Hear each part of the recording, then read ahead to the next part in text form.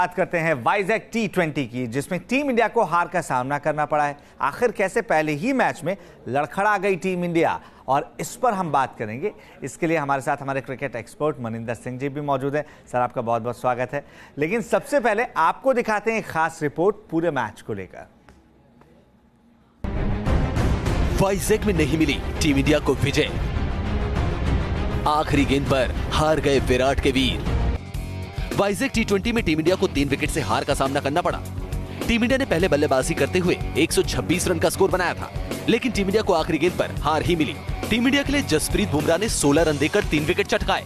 Team India के लिए राहुल ने 50 रन की पारी खेली, वहीं कोहली के बल्ले से 24 रन निकले, जबकि धोनी 29 रन बनाकर नाबाद रहे। आखिरी 2 ओवर में टीम इंडिया को 16 रन डिफेंड करने थे। अब आखिरी ओवर में टीम इंडिया को 14 रन डिफेंड करने थे। तो एक समय ऐसा लग नहीं रहा था कि ये मैच आखिरी गेंद तक जाएगा, लेकिन आखिरी गेंद तक गया।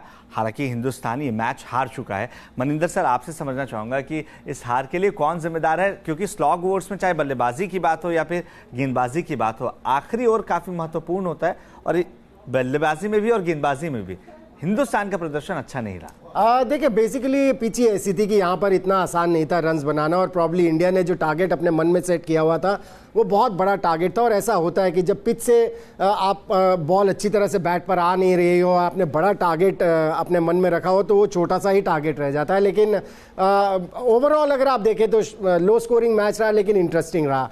इंडिया कहाँ मैच हारी, अगर वो सवाल है तो मुझे लगता है कि महेंद्र सिंह धोनी ने जो आखिरी 2 ओवर में बैटिंग की, जो टेलेंडर्स के साथ वो बैटिंग कर रहे थे, हालांकि केवल 7 ही विकेट आउट हुए थे, उन्होंने रन्स जो मना किए, जो सिंगल्स मना किए, और टी20 क्रिकेट में और वनडे क्रिकेट में एक एक रन कीमती रहता है, और इस तरह की पिच के ऊपर खासतौर से जहां पर कि बॉलर्स के लिए मदद हो।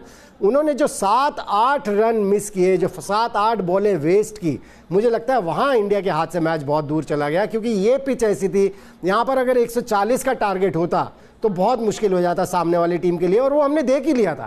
क्योंकि 127 का टारगेट चेस करते करते उनको 20 ओवर की आखिरी गेंद तक लग गए। तो आप अंदाजा लगाए 140 का टारगेट हो रहा, तो इंडिया काफी देर पहले ये मैच जीत चुकी है। और आप अगर सोचते कि 1 रन से क्या होता है, तो कल का मुकाबला आप देख लीजिए, आपको समझ में आएगा 1 रन से ही जीत और हार का फैसला कैसे हो सकता है आखिरी गेंद तक। एक बार फिर से मैच की बात करते हैं, क्योंकि विशाखापट्टनम में वैसे तो भारतीय बल्लेबाज कुछ खास नहीं कर पाए, लेकिन इस दरमियान लोकेश राहुल ने शानदार अर्धशतक जरूर जड़ा है। राहुल ने भारत के लिए पावर प्ले में आक्रामक बल्लेबाजी की और टीम इंडिया के लिए एक सॉलिड प्लेटफॉर्म सेट कर दिया था। राहुल ने मनाया वापसी का जश्न, लोकेश के बल्ले से निकला धमाकेदार अर्धशतक। राहुल ने 36 गेंदों पर 50 रन की पारी खेली, जिसमें 6 चौके और 1 छक्का शामिल रहा। ये राहुल का टी20 करियर में 5वां अर्धशतक है। राहुल ने कोहली के साथ दूसरे विकेट के लिए 55 रन की साझेदारी निभाई। तो राहुल ने प्लेटफॉर्म तो सेट किया था, लेकिन उस प्लेटफॉर्म पर बिल्डिंग टीम इंडिया के बल्लेबाज नहीं बना पाए, और यही वजह थी कि लो स्कोरिंग मैच रहा। लेकिन मनी सर, जिस तरीके से वापसी की है लोकेश राहुल ने, एक परफेक्ट कमबैक कहा जा सकता है, जिसका इंतजार लोकेश को भी था और टीम को भी था। अब बिल्कुल देखिए, कैप्टन और कोच तो हमेशा से कहते चले आए हैं कि इतना टैलेंट है उनके अंदर कि इनको हम किसी भी नंबर पर खिलाएंगे, और वो किया भी है। वो कोशिश भी की विराट कोहली ने, लेकिन वो सक्सेसफुल नहीं हुए। क्यों?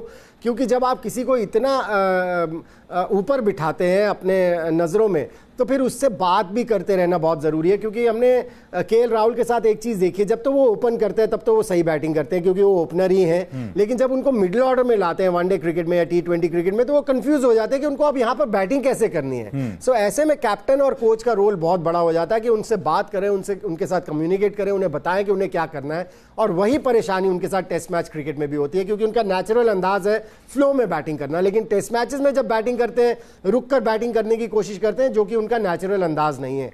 सो ये एक बड़े प्लेयर हैं, टैलेंटेड प्लेयर हैं, लेकिन इनको संभालना कोच और कैप्टन के लिए बहुत जरूरी है। यानी गियर चेंज करने में थोड़ी प्रॉब्लम जरूर आ रही है ऐसे। लेकिन सर, दिक्कत ये है कि आपके पास शिखर धवन जैसा ओपनर है, जिसने अच्छी पार्टनरशिप की है रोहित शर्मा के साथ, तब आपको अपने रोल के मुताबिक खेलना जरूरी हो जाएगा। खासतौर से लोकेश राहुल भी अगर उस टीम का हिस्सा होते हैं, शिखर धवन भी उस टीम का हिस्सा होते हैं। देखिए, रोल आपको जो दिया जाता है, कई बार आपको समझ नहीं आती, जिसकी मैं बात कर रहा हूं कि कंफ्यूज हो जाते हैं कि अब इस नंबर पर मुझे किस तरह से बैटिंग करनी है, या मैं ओपन कर रहा हूं टेस्ट मैच क्रिकेट में तो मुझे किस तरह से बैटिंग करनी है, क्योंकि वीरेंद्र सहवाग का एक बेहतरीन एग्जाम्पल है कि वो अपने नेचुरल अंदाज में ही खेलते थे, चाहे टेस्ट मैचेस हो, चाहे वनडे क्रिकेट हो, चाहे T20 क्रिकेट हो, और इसी वजह से उन्हें इतनी सफलता मिली है। सो आपका जो नेचुरल अंदाज है उसको आपको नजरअंदाज नहीं करना है, वो आपको मन में रख के चलना है। हाँ, मैं मान सकता हूं कि टेस्ट मैच क्रिकेट है, थोड़ा सा रुक कर खेलने की भी जरूरत है। सो वो कॉशन आना चाहिए आपकी बैटिंग में, लेकिन जो आपका फ्री तरीका है खेलने का उसे बिल्कुल आप बंद ना कर दें।